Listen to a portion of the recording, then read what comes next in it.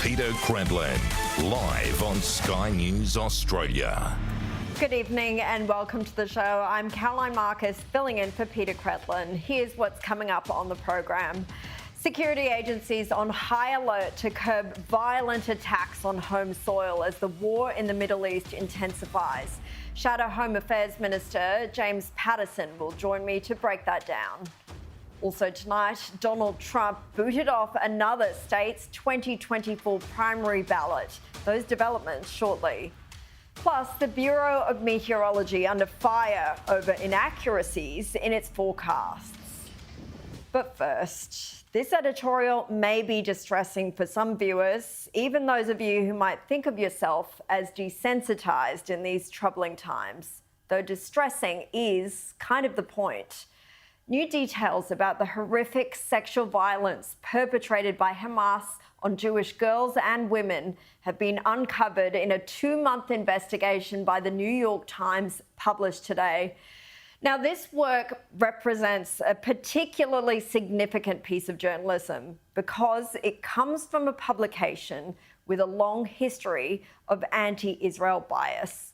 Its own former opinion editor, Barry Weiss, a Jewish centrist who quit in disgust in 2020, has repeatedly called out her former masthead over this bias, including tweeting last month, "If you thought that the Hitler-loving reporter in Gaza that the paper had appointed was the only scandal at the New York Times, think again." It's just one reason that the left-leaning newspaper is such a favourite among the woke crowd. Only 5 days ago, it attracted criticism for publishing an opinion piece written by the Hamas-appointed mayor of Gaza, which entirely blamed Israel for the mass devastation of the war. There was an alarming but predictable lack of self-awareness and accountability for his own government's actions, both in starting this war with the worst attack on Jews since the Holocaust and in maximising its civilian toll. And it went completely unchallenged on the pages of the Times. Keep all that in mind when considering its latest investigation. The report on the sexual violence on October 7 relied on verified video footage, photographs, GPS data from mobile phones, and interviews with more than 150 people, including witnesses, medical personnel, soldiers, and rape counsellors. It established that the attacks against women were not isolated events, but part of a broader pattern of gender-based violence on October 7.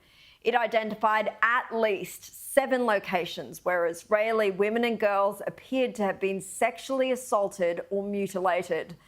The victims included Gal Abdush, mother of 2 from central Israel, whose half-naked body was found sprawled on a highway. Her face was burned beyond recognition, her right hand covering her eye, her legs spread, private parts exposed. Another woman's corpse was found in the rubble of a besieged kibbutz, with dozens of nails driven into her thighs and groin. 2 dead female soldiers at a base near Gaza appeared to have been shot directly in their vaginas. An eyewitness who had been at the dance party that Hamas militants attacked spoke at length to the newspaper and to Israeli police and recounted seeing groups of heavily armed gunmen rape and kill at least 5 women. The same witness said one victim, a young woman, was knifed by her rapist, another victim mutilated. The details of those attacks are too harrowing to repeat on television. She says she saw terrorists carrying the severed heads of 3 other women. Another eyewitness, Raz Cohen, recalled seeing a young woman at the dance party being dragged naked and screaming across the ground by 5 armed men. He said they start raping her. I still remember her voice, screams without words.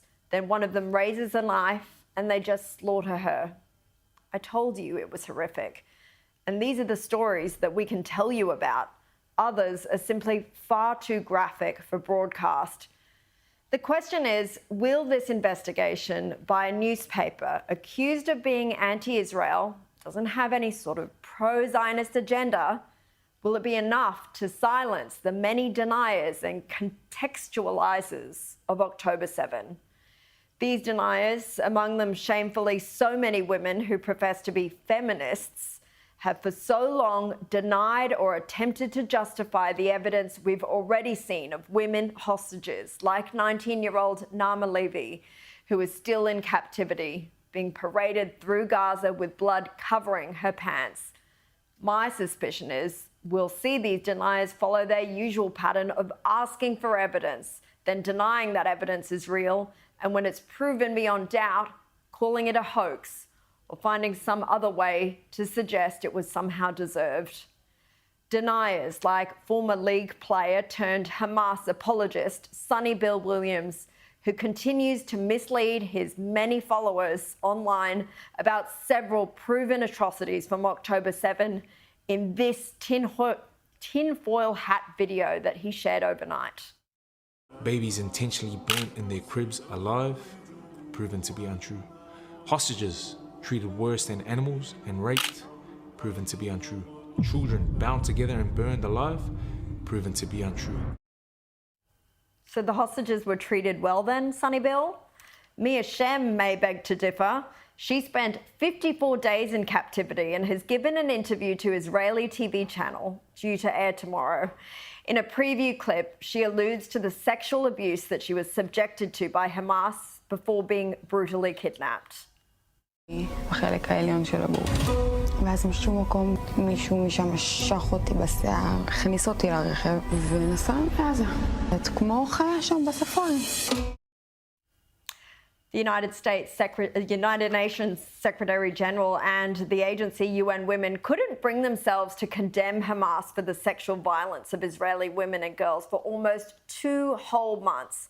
Instead, the agency equivocated with generalized, non-specific comments like this, careful to avoid any criticism of the Palestinian terror group. We have called from the beginning for the need to protect civilians, including and especially women and girls in the context of this conflict. And we've called for the need for any allegations of gender-based atrocities to be fully investigated with the utmost priority. When UN Women did finally put out a statement condemning the atrocities on the 1st of December, they said they unequivocally condemn the brutal attacks by Hamas on Israel on 7 October and are alarmed by numerous accounts of sexual violence. But they couldn't help both beginning and ending the statement by lumping in the Israeli women's suffering with that of Palestinian and other women. They said, we reiterate that all women, Israeli women, Palestinian women, as all others, are entitled to a life lived in safety and free of violence. Jewish women simply did not deserve to have their pain and suffering validated without some false moral equivalence attempted to be drawn with the deaths of Palestinian women, however deeply tragic and regrettable those civilian deaths are, in the resulting existential war that Israel was dragged into unwillingly by Hamas. And the ceasefire now crowd can just go take a seat. Hamas is a genocidal terror organization that has broken or refused multiple ceasefire offers and have no interest in peace, not until every Jew is dead. And not even then. You're next at home. The UN statement was too late anyway. Their woefully prolonged silence and that of other women's groups like the Women's March and the Me Too movement has already given license to so-called feminists and anti-Semites around the world and here in Australia to deny, minimise and contextualise the rape of Jewish women. There's a reason the hashtag #MeToo unless you're a Jew has gone viral. But back to that first victim, Gal Abdush. Her husband was also killed by Hamas, his body found badly burned a few days after hers. The male victims in this must never be forgotten either. They are no less important. The Times article ends with Ms. Abdush's mother recounting how she lies with her daughter's orphaned children until they fall asleep every night. One of those nights, the 7-year-old asked her, "Grandma, how did Mum die?" He may be too young to know the truth, but the rest of us have an obligation to ensure that truth is never forgotten. And quickly, I spoke on yesterday's show about the lack of clarity from the government over what was known about the two Australian brothers killed in an Israeli airstrike in Lebanon this week after terror group Hezbollah claimed one of the brothers, Ali Bazi, as one of its fighters. I told you we had put a number of questions to the Department of Home Affairs, including asking, were the brothers born here? And if not, how did they get their Australian visas?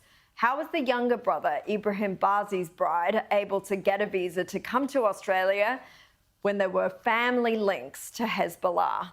We also asked ASIO today whether either brother or any other family member had been on an ASIO watch list. Well, today we got a response from a Home Affairs spokesperson saying the department does not comment on individual cases due to privacy obligations, and all visa applicants, including partner visa applicants, must meet the requirements before a visa can be granted, including character and security criteria. More questions remain than answers. And I'll be speaking to former Israeli Prime Minister Ehud Olmert about the latest from Israel and the October 7th sexual violence a little later in the program. Well, let's get into the day's top stories. And joining me now is Shadow Spokesman for Home Affairs and Cybersecurity, Senator James Paterson. James, thanks so much for your time. Intelligence agencies are on high alert to prevent violent attacks from happening here at home after an Australian man with links to Hezbollah was killed in Lebanon. James, national security experts warn it's likely more Australians will go overseas to fight in terror groups as this conflict in the Middle East intensifies. How concerning should this be? It's great to be with you, Caroline, and let me start by saying that was a very powerful editorial, and thank you for reminding us what happened on the 7th of October and for bringing that New York Times report to the attention of your viewers. It's very important that all Australians never forget what happened and that Hamas promises to repeat those atrocities again and again and again. Like you, I'm very concerned by the inability of the Albanese government to answer very basic, straightforward questions about these brothers who are deceased in southern Lebanon, and at least one of whom has strong links to Hezbollah, a listed terrorist organisation in Australia. The Attorney General, Mark Dreyfus, wasn't able to shed any light on that yesterday, and that Home Affairs statement you just read out shed no further light on it. It is of concern to me that at least one Australian has left our country to go and fight with Hezbollah in southern Lebanon. And I think those concerns that others hold, that more may travel, are very well founded, because we know that during the period of the Islamic Caliphate, so-called ISIS, that many Australians went or sought to go to fight with that organisation. And the previous government went to great lengths to try and stop them from doing so, frankly, for their own sake, so they didn't get themselves killed, and because it was a very dangerous training ground for terrorists that we didn't want to go and get equipped with skills to come back and threaten our community. At the moment, based on the response from the Missing in Action Minister for Home Affairs, I have no confidence that the Albanese government is on top of this issue and is dealing with this issue adequately. Well, Senator, you did say yesterday, following that press conference by the Attorney General, Mark Dreyfus, that you wanted the government you want to make sure the government is transparent with Australians over this issue. As we both talked about, it has remained tight-lipped. You saw that department response that you referred to, and we have no more information from the government today about this. I mean, how confident are you that we are going to get to the bottom of how much the government knows, and do Australians deserve more transparency? I think the bare minimum that the Australian public is entitled to is transparency from the Albanese government when it comes to these matters, particularly because we know their handling of national security more broadly has been inept and weak. We saw that in response to the High Court ruling on immigration detention. We've seen that in relation to deployment of naval forces in the Red Sea, in relation to the Houthi terrorism that's being engaged there. We've seen it on a whole range of fronts. They're slow, they're weak, and they often don't know what they're doing. And so I think Australians will be legitimately concerned that there may be other Australians who are in Lebanon fighting with Hezbollah, that there may be some here who intend to go and travel, or that there may be radical elements supportive of Hezbollah here in Australia. Now, let's remember that Hezbollah in its entirety is listed as a terrorist organisation. It is a crime to associate with them, to aid them, to fundraise for them, to fight for them. And it has been the Australian government's very clear travel advice for more than 2 months now that you should not travel to Lebanon, in particular not to southern Lebanon, and a region of conflict with the IDF with Hezbollah. And so why was an Australian citizen allowed to travel to that region, and someone who was a brother of someone who appears to be a Hezbollah fighter who was just buried with full military honours? I mean, there are many questions to answer about this, but there's no one from the Albanese government who seems able to do that. Yeah, there are so many questions, you're right. And we'll come back to what you're saying about the Houthi rebels in a little bit. But I want to ask you more about Hezbollah and the Sydney connections, because we are aware, rather the Australian connections, because it's not just here, but we are aware of a growing number of commemoration services for Hezbollah terrorists who have died overseas in the conflict. There was one just last night at a South Sydney mosque that I revealed here on the show this week. Do you think the government needs to be treating these kinds of events more seriously, or are they hamstrung by the laws that we have in place? They shouldn't be hamstrung by our laws at all, because the law is very clear. Under the criminal code, associating with, which includes fundraising for, recruiting for, or fighting for a terrorist organisation like Hezbollah or Hamas or any of the others, is a criminal offence, and very serious criminal penalties are attached to it. It's my hope that the federal police and our security agencies are working very closely with their state counterparts and keeping a very close eye on these so-called vigils or commemorations for deceased terrorists in the Middle East. It's disturbing to me that anyone would want to celebrate the life of a terrorist. It's disturbing to me that that would happen here in Australia, and anyone who thinks that that is an opportunity to recruit for or to raise support for a terrorist organisation should be on notice that they could be committing a very serious offence for which there'll be very serious penalties. But we have seen earlier in this conflict some of the initial marches that, for example, portraits of Hassan Nasrallah, the Secretary General of Hezbollah, were being proudly displayed at some of the earlier pro-Palestinian protests after October 7. So I really hope that the federal government has this in hand, and that those people in our community who are supportive of Hezbollah are under very close and tight watch. Yeah, it's incredible how brazen some of those protesters can be with the flags that you mentioned. And I do think, though, that there seems to be a loophole in the federal laws, at least, in terms of funerals when it comes to associating with terrorists. So I don't know if that needs to be addressed. But I want to move on now to the Red Sea operation. Opposition leader Peter Dutton today slammed Labor's decision not to send a warship to the region as weak and incompetent. It comes as the Iran-backed Houthi rebels continue to target vessels in the Red Sea. Senator, what do you make of Mr. Albanese's choice to focus on its Indo-Pacific strategy over a US-led mission? Well, Australians are paying the price for Anthony Albanese's weak leadership on national security. Australia has a very strong interest in reopening the Red Sea for safe passage for commercial vessels, because we are a trading nation, and we're a nation in which the vast majority of our international trade is seaborne, and very significant commodities pass through the Suez Canal and then the Red Sea to Australia, including oil and other commodities.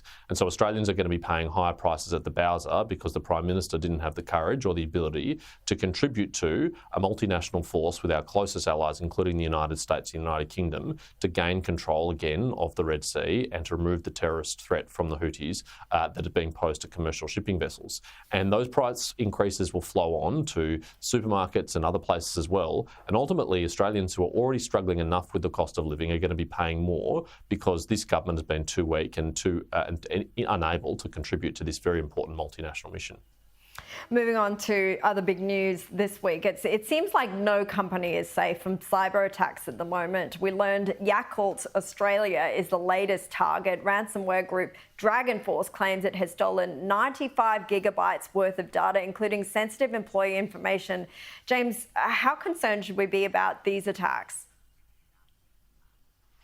Well, once again, we have a Minister for Home Affairs and Cybersecurity who's missing in action. We have an acting Cybersecurity Minister who's dealing with this matter and an acting National Coordinator on Cybersecurity who are dealing with this matter, because this government is obviously unable to field people in their full-time roles with their core responsibilities of dealing with these crises.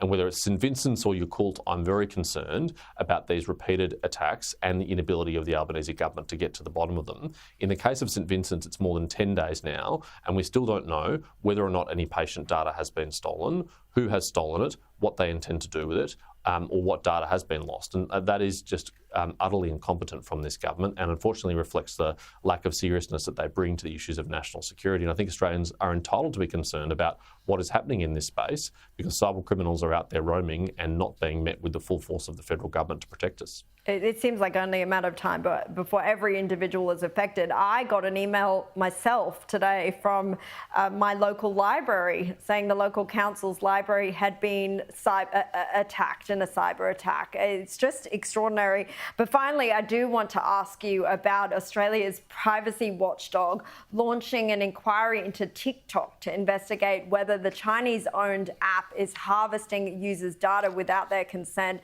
Senator, I know you're no fan of TikTok. Are you happy that this probe has been launched? It's overdue, Caroline, but it's very welcome. It was more than a year ago that I first wrote to the Privacy Commissioner and said that they should investigate TikTok for breaches of Australians' privacy, and now they've finally agreed to do so in response to these latest very serious allegations, which involve them using a marketing tool, a piece of software called a pixel, embedded on companies' websites that collects the information of everybody who visits that website, whether they're a TikTok user or not. And that information can include things like your email address, your phone number, your browsing history, and your shopping habits.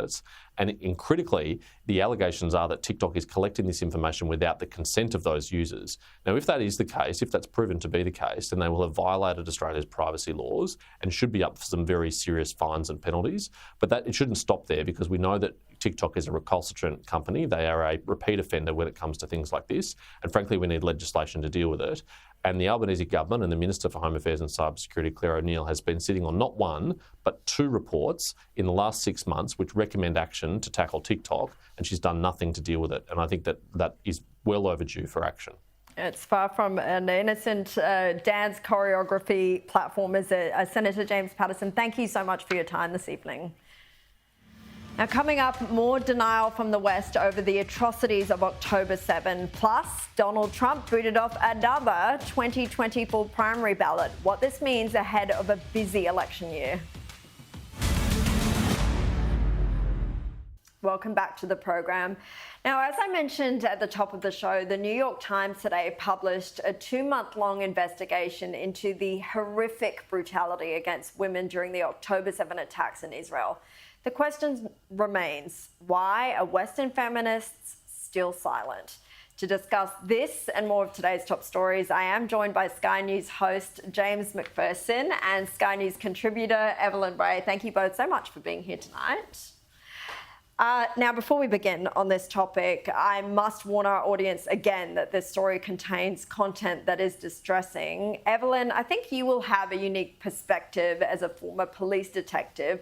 What do you make of this piece in the New York Times, and why do you think it's taken so many people and agencies so long to acknowledge what happened on October 7? Yeah, thanks for the question. It's a good one. And I think that's the million-dollar question. Why has it taken so long? And if you read the report as well, there is a lot of information in there that's quite confusing about, I guess, investigation tactics and methodologies post-crime. It seems like the victims weren't really given an opportunity to really understand the extent of what happened to them. Certain, I guess, post-mortem testing wasn't done.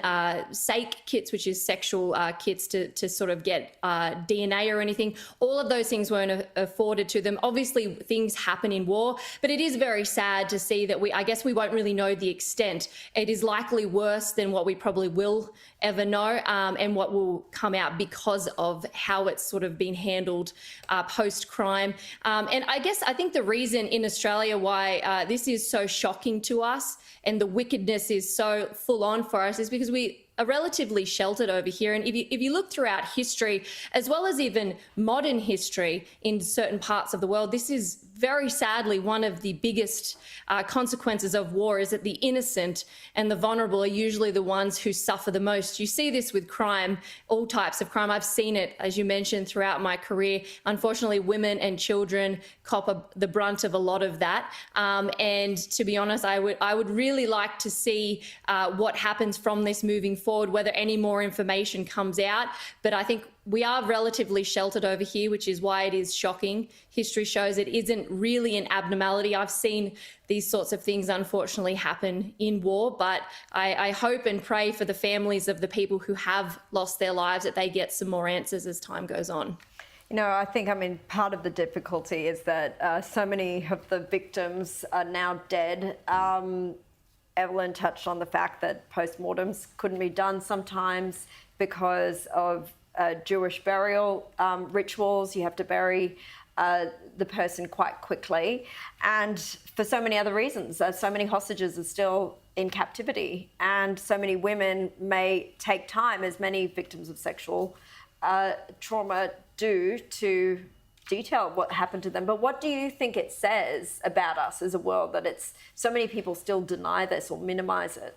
Well, it says so much about the world and none of it good. Firstly, it says that anti-Semitism is as bad today as it has ever been, perhaps worse. Secondly, it exposes the complete hypocrisy of the progressive left when it comes to feminism, when it comes to the Me Too movement. And unfortunately, the left have decided you can understand the world through the prism of oppressor and oppressed. And so they've decided, yes, women can be oppressed, but more oppressed are coloured people, Muslim people. And so in a battle between Jewish women and coloured Muslim people in Palestine, women lose out, and even it's if absolutely there are coloured shocking. Jews too. That's true too. Yeah, you're right. Complexity that they just can't deal with. The other thing you said is it's going to take a long time for the true horror to come out, because even hostages who've been already released will be cognizant of the fact there are still another 100 or so hostages remaining in Gaza. So by speaking out, are they threatening the safety of those who may still be alive and may still be hoping for freedom? So it's going to be a long time before we truly hear just how horrific this whole situation has been. Yeah, I think you're right on that count. Although one of those hostages that was released, Mia Shem, as I spoken about at the top of the show, she's done an interview and it sounds like she is going into greater detail than what we've heard. But look, speaking of denial of these horrific attacks, just last night, former rugby league star Sonny Bill Williams posted this to his social media. Hostages treated worse than animals and raped, proven to be untrue. Children bound together and burned alive, proven to be untrue. But you know what is true? 8,000 kids have been killed since October the 7th. Unfortunately, since this video was made, it's been over 9,000 children now that have been murdered since October the 7th. Look, it's not that complicated. This ain't a war. This is a genocide. Evelyn, the irony is that he just parrots figures from Hamas, a terror organisation, which have not been verified in terms of the death toll, as devastating as I know that it would be. Yet he brings doubt over evidence that we've seen now, clear evidence that we've seen of violence against women, children, babies, the elderly. How much more do you think someone like Sonny Bill Williams would need to see to be convinced? Look, I don't think Sonny Bill Williams likes the truth to get in the way of a good story. And unfortunately, he's doing these divisive tactics yet again, this virtue signalling that only brings upon division. And I just really, it leaves a bad taste in your mouth. It's like, well, are Palestinians more valuable than Israeli children? Like, why are we doing this tit for tat? It's not blue team versus red team. There should be a reverence for all life. And I'm getting a bit tired of celebrities thinking that they know better than the average Australian, and these celebrities who try to use their celebrity status to push things onto the public, whether that be true or not. But, I think we really do need to be focused on reverence of life. I think that regardless of what side of the border that you're on, I think denying reality is not going to do anybody any good, and it only only loses sympathy. And, you know, I don't mind people respectfully voicing their opinions on what's going on in the war, as long as they're happy if I respectfully voice my opinion of them. But I'm going to be gracious because footy players have been knocked in the head quite a fair bit.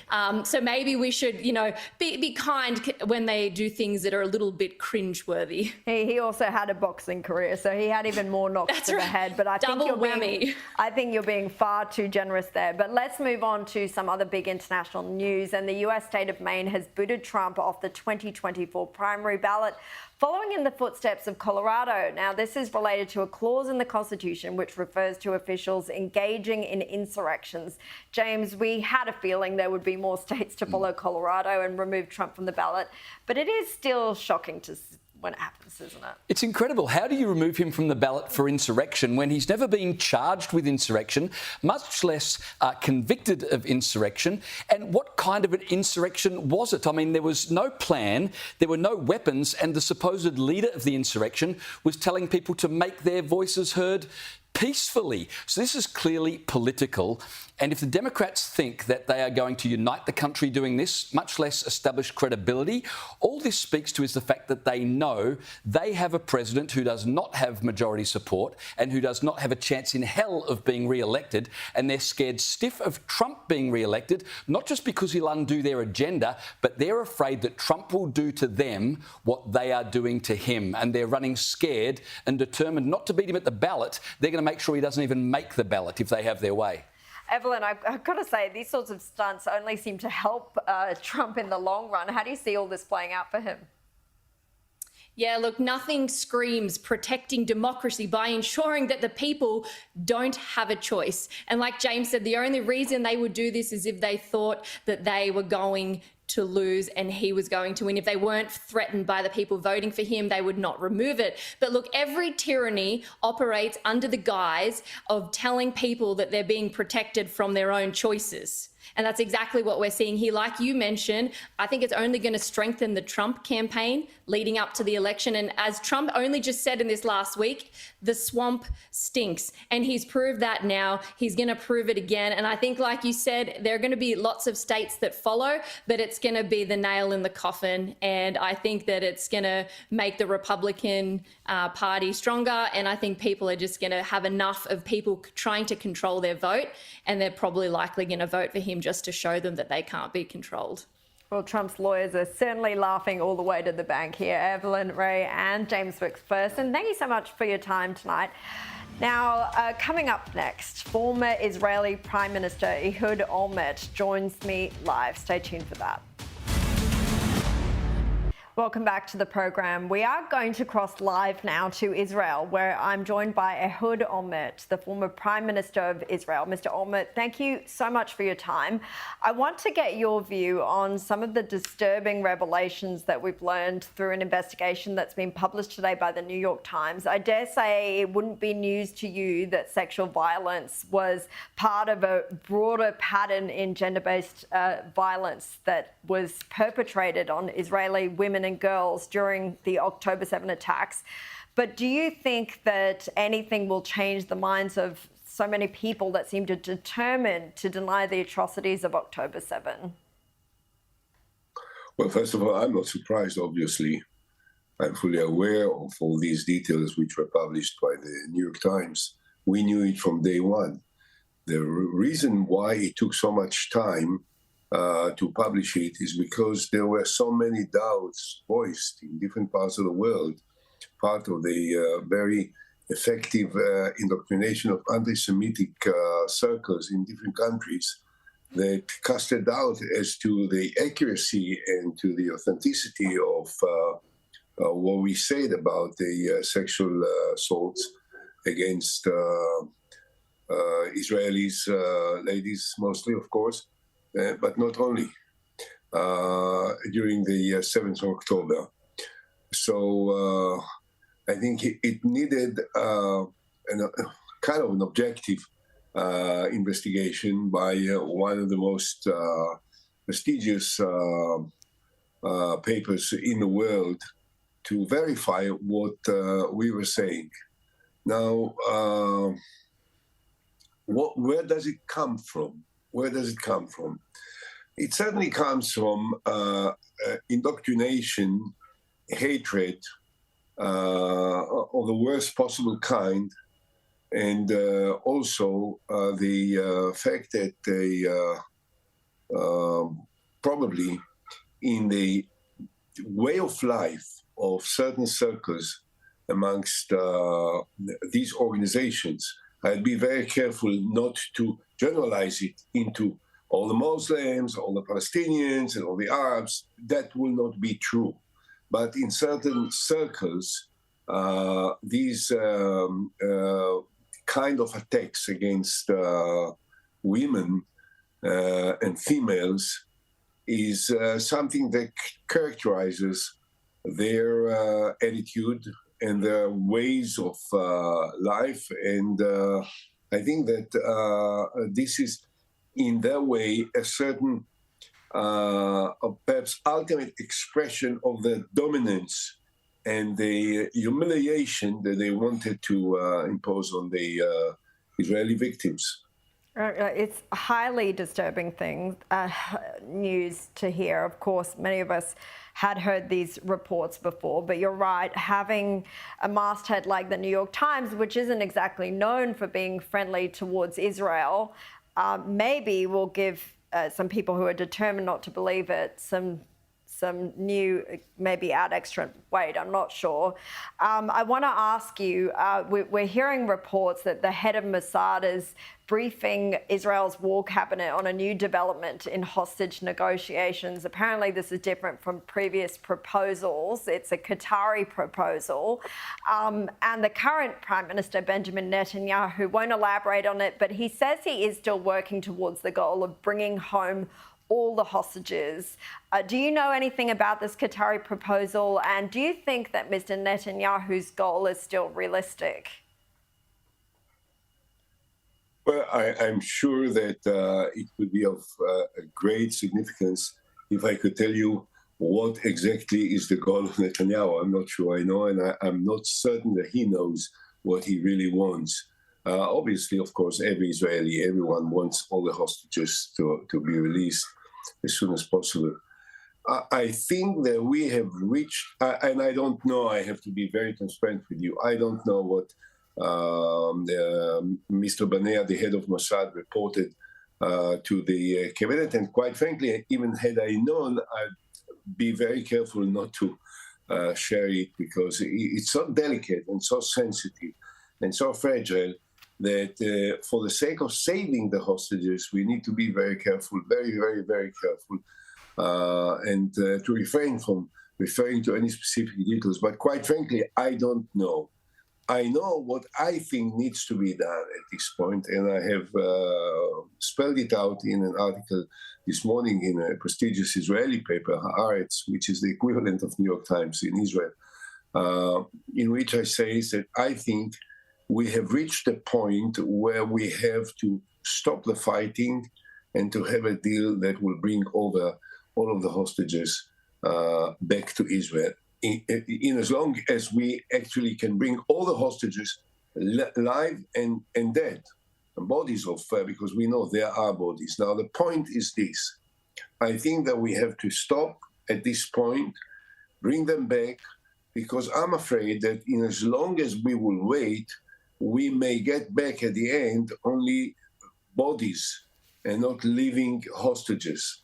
So if we have to balance it at this delicate point, we have to bear the possible humiliation of making a compromise that will stop at this point the military operations, not just for 3 days, 4 days, will stop the military operations.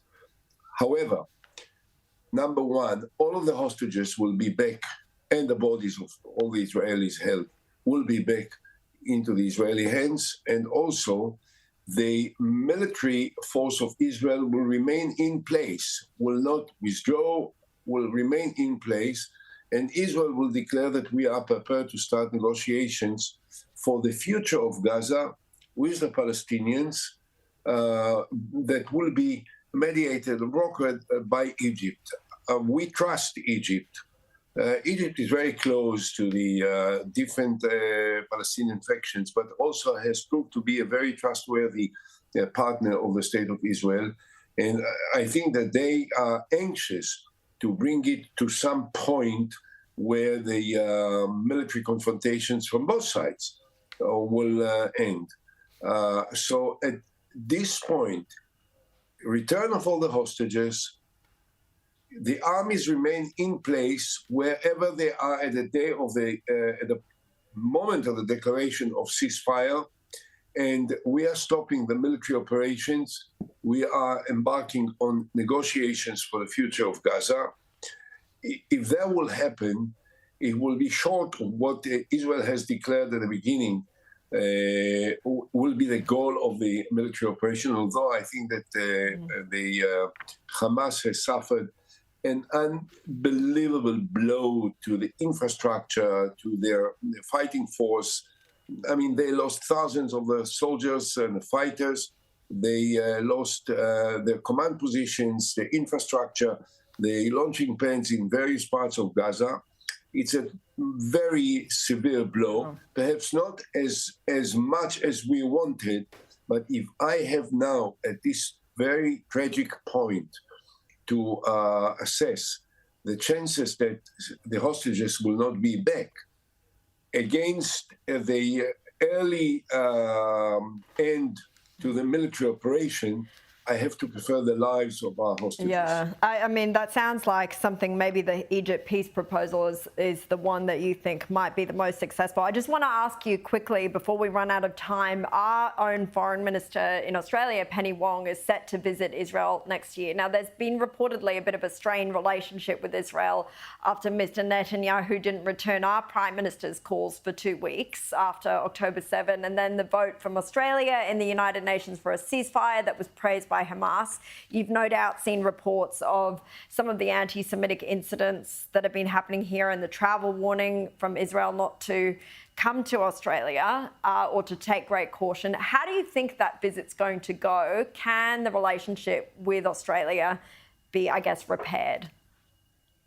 To be very honest with you, I was disappointed myself with some of the expressions coming from Australia over the last couple of months from political leaders. But substantially, fundamentally, the relations between the Australian people and the State of Israel were so good. I've been friendly with so many of your prime ministers, and I know how much they feel and care for the State of Israel.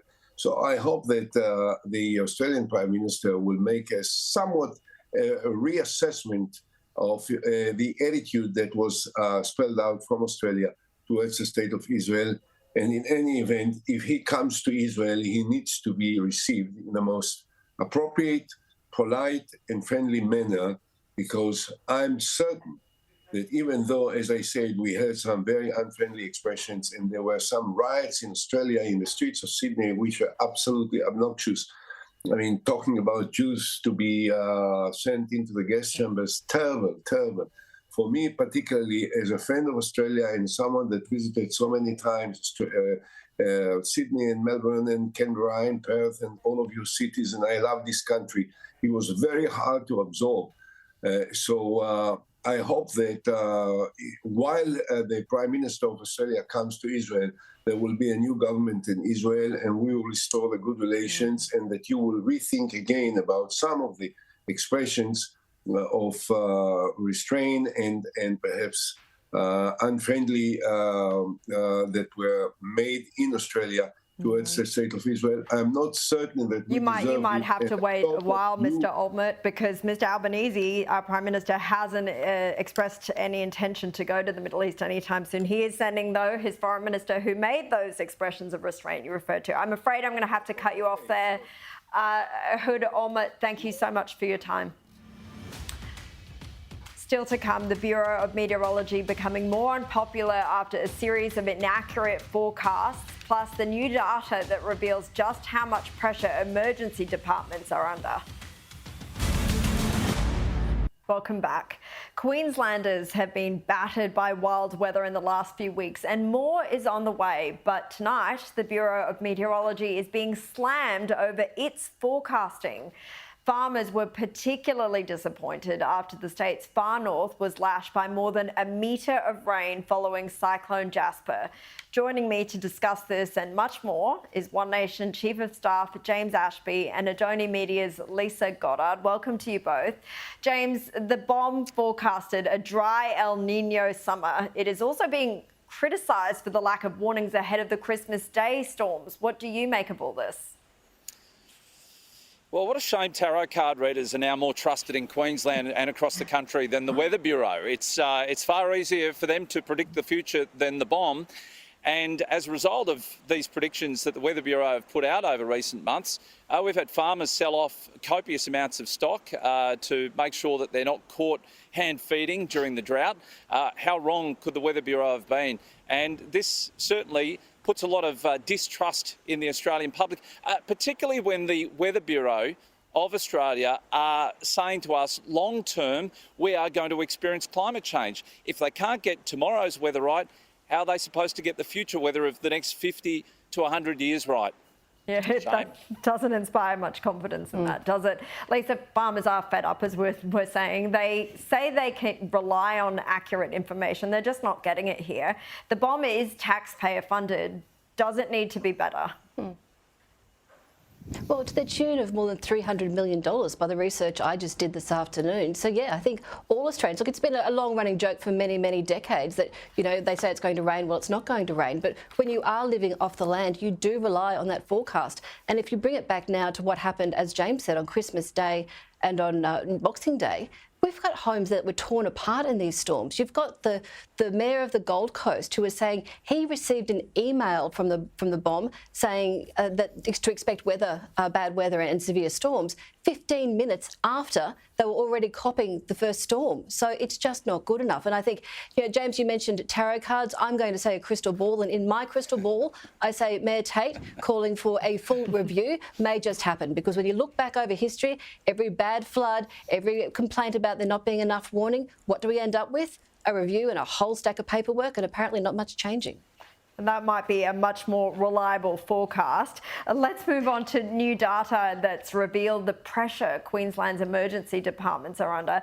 More than 4,000 patients have been left waiting in the ED for more than 24 hours between July and October. Lisa, this is a major problem for the government and it doesn't seem to be getting any better.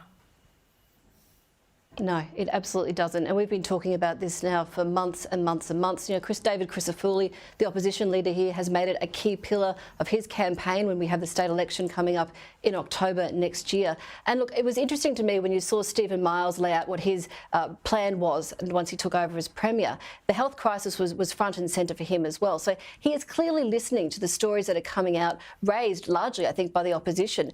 And what disturbed me about this is we've only known these figures because it was a question that was raised by the state opposition. You don't have the state government out there saying, here are the facts and here are the clear figures on what is happening in our hospital system. What we do see are people coming forward when their family members die because they are stuck on ramps. You know, just last month we had a 52-year-old mum who died waiting for an ambulance, and within a few hours we had another older gentleman die on a ramp at the Ipswich Hospital. So these stories, the more and more of these stories come out, the more pressure is on the state government to actually do something. And it's not just ramping and the lack of beds in hospitals, but it's the flow-on effect of getting people out of hospitals and into aged care beds. They don't exist either. Well, James, Lisa's right. Ambulance ramping, wait times blowing out. Why aren't these issues getting fixed? Well, we don't have the nurses. Put bluntly, that is the problem. And here in my hometown of Rockhampton and the Capricorn Coast, we're supposed to have a ratio of 1 to 4, 1 nurse to 4 patients, and yet right across this entire Christmas period and beyond, we've had numbers around double that, 1 to 8 ratios. So therefore, what's happening is those waiting rooms, those emergency departments cannot fill beds that may be sitting up empty in wards without the adequate number of nurses to patient ratio. Not to mention the fact that we've just been inundated in our hospital system with mental health patients. You're right about the elderly, because our nursing homes are not equipped with the right ratio for nurses either, and a lot of the time they suffer ailments that can't be dealt with in a nursing home. There are massive problems. We've had shortages across every single shift in Rockhampton over the last 3 days, at least 2 nurses off in every shift across the day. So these are what are exacerbating the problems. Unless we get back to training nurses within the hospital system, we're going to have some major problems long term. Stop the immigration. Yeah. It's James, I'll have to cut you off there.